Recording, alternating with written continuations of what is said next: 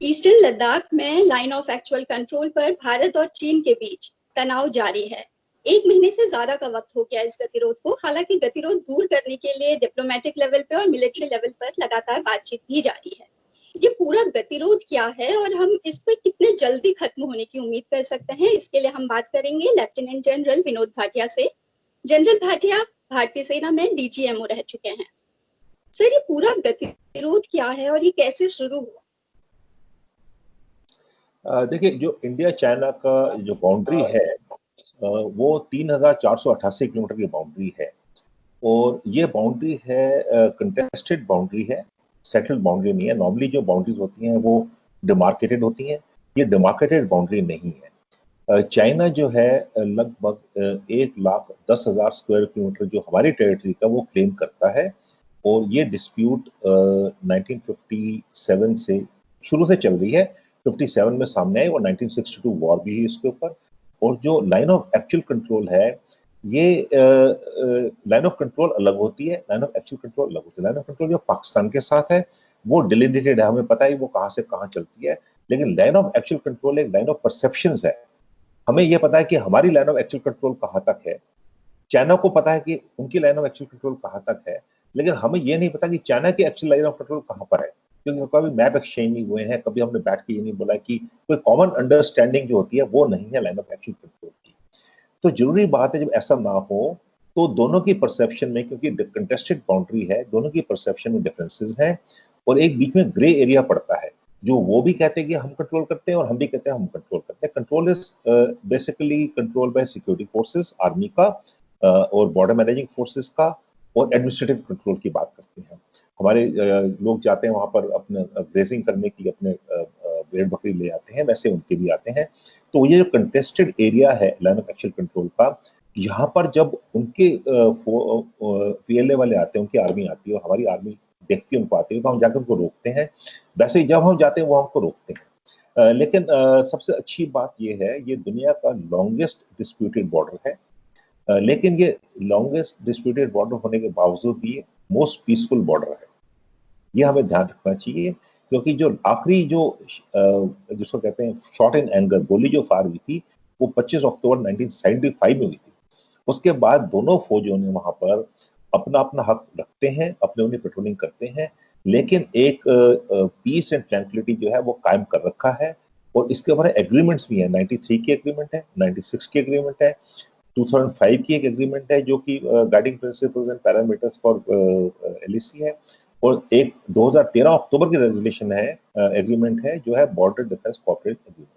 तो इस मुताबिक हम ये करते हैं। जो अभी चल रहा है ये थोड़ा समझना पड़ेगा, क्योंकि ये पहले एक हुआ था 86-87 में सुमद्रोंगचू में, अरुणाचल प्रदेश में। उसके बाद स्टैंड ऑफ होते रहते हैं, ट्रांसग्रेशन होते रहते हैं, वो जो बातें उसको ट्रांसग्रेशन कहते हैं, लगभग हर रोज एक हो जाती है, 400 से ऊपर साल से ज्यादा होती हैं। तो वैसे वो हमारे जब जाते हैं ट्रांसग्रेशन कहते हैं, हम उनको ट्रांसग्रेशन कहते हैं। और स्टैंड ऑफ होता है जब हमारी बैनर ड्रिल होती है, जब वो आते हैं हम उनको बोलते हैं वापस चले जाइए, नहीं जाते तो हम बैनर लेकर खड़े हो जाते हैं, वो भी बैनर लेकर खड़े हो जाते हैं, फिर आपस में बातचीत करके वो भी वापस चले जाते हैं, हम भी वापस चले जाते हैं। लेकिन कभी कभी क्या होता है कि हम अड़ जाते हैं, वो भी अड़ जाते हैं, वो अड़ते हैं, हम भी अड़ जाते हैं, और वो कभी कंस्ट्रक्शन शुरू कर देते हैं, कभी टेंट्स लगा देते हैं, तो हम वहां पर फिर लगे रहते हैं। जैसे देवसंग 2013 में हुआ था, जो मैं डीजीएमओ था वहां पर, अप्रैल में की बात है, तो हमको 22 दिन लगे थे सुलझाने में। उसके बाद चुमर में हुआ 2014 सितंबर में, जब प्रेसिडेंट शी जिनपिंग की विजिट थी इंडिया की, तब उसके साथ साथ हुआ। उसका एक डोलम जगह है, हम डोकलम कहते हैं सब उसको, है डोलम वो, जो वेस्टर्न भूटान में है। तो वहां पर हुआ 73 डे का स्टैंड ऑफ, जो कि इनफॉर्मल समिट के थ्रू हुआ। और अभी जो हो रहा है 1 महीने से, ये वुहान में जो मीटिंग हुई थी उनके बाद ये पहला बड़ा स्टैंड ऑफ है। और अभी म्यूचुअली ये डिसएंगेजमेंट शुरू हो गई है। और मेरे हिसाब से पॉलिटिकल लेवल पे नहीं, ये डिप्लोमेटिक और मिलिट्री लेवल पे रिजॉल्व हो जाएगी। कब होगी ये हम नहीं कह सकते। हाँ, क्यों? क्या चाइनीज चीन की सैनिक जो हैं वो हमारी टेरिटरी में आ गए? क्या वो भारत की एरिया में हैं चीनी सैनिक इस वक्त? हाँ जी, ये जो एरिया है, हमारी जो बाउंड्री है 3488 किलोमीटर, ये हमारी बाउंड्री है। लेकिन वो इस बाउंड्री को नहीं मानते हैं। ये एग्रीमेंट्स है हमारी 1914 की एग्रीमेंट है, और उधर मैकमोहन लाइन है। ये एग्रीमेंट्स है ब्रिटिश, इंडिया और तिब्बत के बीच में और चाइना के बीच में एग्रीमेंट्स है ये। तो ये एग्रीमेंट्स जो हैं उनमें चाइना ने साइन नहीं करी थी शिमला में, तो ये वो नहीं मानते इस चीज को, और उसके बाद काफी कुछ हो चुका है। अभी ये बैठ के इंडिया और चाइना बहुत बड़े देश हैं, हमको बैठ के हमको ये मसला जो है एक बारी इसको आगे सोचना पड़ेगा कैसे करना है। दोनों की बातचीत चलती रहती है इस शहर में, बहुत चैनल्स हैं बातचीत करने के, मिलिट्री लेवल पे, डिप्लोमेटिक लेवल पे, पॉलिटिकल लेवल पे, लेकिन बाउंड्री रेजोल्यूशन नहीं जब तक होगा तो ये चीजें चलती रहेंगी। तो ये कहना कि वो हमारे एरिया में है, बिल्कुल ठीक बात है, हमारा एरिया है, वो हमारा क्लेम्ड एरिया है, उनका क्लेम्ड एरिया है, ठीक है, वो क्लेम करते हैं। तो जब तक रेजोल्यूशन नहीं होगा। लेकिन सर हमारा क्लेम एरिया तो हम तो फिंगर 8 तक अपना एरिया मानते हैं, तो अभी ऐसा क्या हो गया? स्टैंड ऑफ की वजह क्या रही? क्योंकि हम एरिया तो बहुत आगे तक क्लेम करते हैं। देखो, एक पेंगोंगसो लेक है, हाईट्यूड ब्रैकिश वाटर लेक है ये, तो वहां पर लगभग 2/3 के करीब उनके पास है, 1/3 हमारे पास है, और उसमें एक इलाका है जिसको अभी सब जानते हैं, फिंगर 8, और दूसरा है फिंगर 1। तो हम क्लेम करते हैं फिंगर 8 तक, वो क्लेम करते हैं फिंगर 1 तक। जो स्टैंड अप हो रहा है फिंगर 4 में हो रहा है, ये हमको समझना चाहिए। हमारे जो क्लेम लाइन है, एलएसी है, वो फिंगर 8 तक है, उनकी क्लेम लाइन फिंगर 1 तक है। तो बीच में जो ग्रे जोन है वहां फिंगर 4 है, वहां पर अभी जो फेस ऑफ है वहां पर 1 महीने से चल रहा है, और जहां तक खबर आई है कि वहां पर भी रिजॉल्व हो जाएगा। तो वो ट्रेडिशनल एरिया है, ये आज पहली बार ही नहीं हुआ है, ये ट्रेडिशनल एरिया है, वहां पर वहां फेस ऑफ होते रहते हैं, क्योंकि जो कंट्रोल करेगा फिंगर्स को, वो उतना लेक पे भी कंट्रोल करेगा। तो वहां पर अभी ये फेस ऑफ चल रहा है, स्टैंड ऑफ चल रहा है, और हमारा जो क्लेम फिंगर 8 तक है, हम कहते हैं फिंगर 8 से वापस चाहिए, वो कहते हैं ये हमारा एरिया है। तो ये बातचीत अभी चल रही है। पहले कभी वो नहीं आए क्योंकि पेट्रोलिंग तो वो फिंगर 4 तक करते रहे हैं। तो अभी मैं बस ये समझना चाहूंगी कि जब वो पेट्रोलिंग फिंगर 4 तक पहले भी करते रहे हैं और हम अपना एरिया फिंगर 8 तक मानते हैं, तो अभी का तनाव किस लिए है? हम क्या कहें कि वो हमारी एरिया में आके बैठ गए हैं चीनी सैनिक, क्या हम ये कह सकते हैं? देखिए, वो फिंगर 8 तक पेट्रोल करते हैं, हम फिंगर 8 तक पेट्रोल करते हैं, उनको रोकने की कोशिश करते हैं।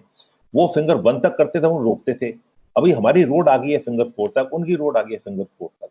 इस बारी क्या हुआ है, उन्होंने बड़ी तादाद में वहां पर आके वहां डट गए हैं, और कुछ टेंट्स वगैरह लगाए हैं रहने के लिए। तो वो जो स्टेटस को होता है कि हम कभी भी उसके बीच में कंस्ट्रक्शन नहीं करते हैं, जो जो एलएसी का एरिया है, तो उनका जो टेंट्स लगाने का तरीका है, रहने का तरीका, हमने भी टेंट्स लगाए हैं।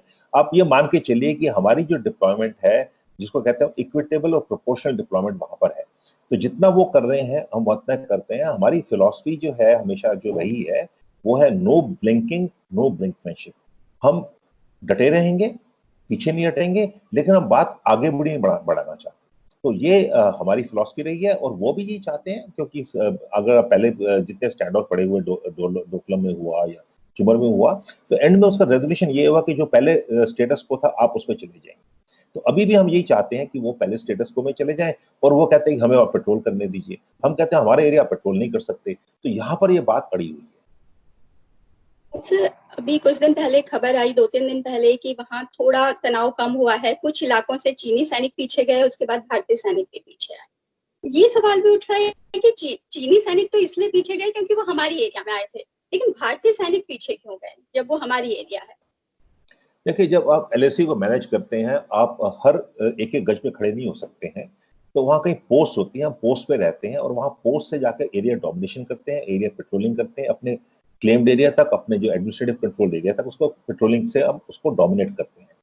तो पीछे हटने की बात नहीं होती इसमें कि हम पीछे हट गए, वो पीछे हट गए।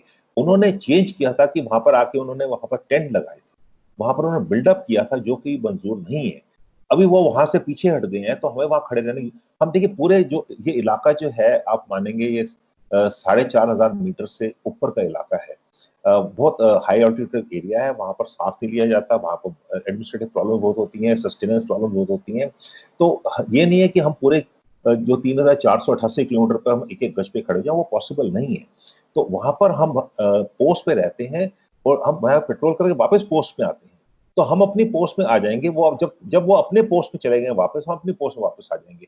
ये नहीं अपने अपना इलाका छोड़ दिया है, हमने पेट्रोलिंग करना छोड़ दिया, ऐसा नहीं है। हम वहां पर डोमिनेशन करेंगे, पेट्रोलिंग करेंगे, लेकिन जो उन्होंने वहां पर आके जो डेरा लगाया था, जैसे उसको स्टेटस को चेंज किया था, टेंट लगाए थे, वो वहां से हटके अब ये खासतौर से आप गलवान की बात कर रहे हैं, हॉट स्प्रिंग की बात कर रहे हैं, ये वहां से वापस जाना शुरू हो गए, चलने शुरू हो गए।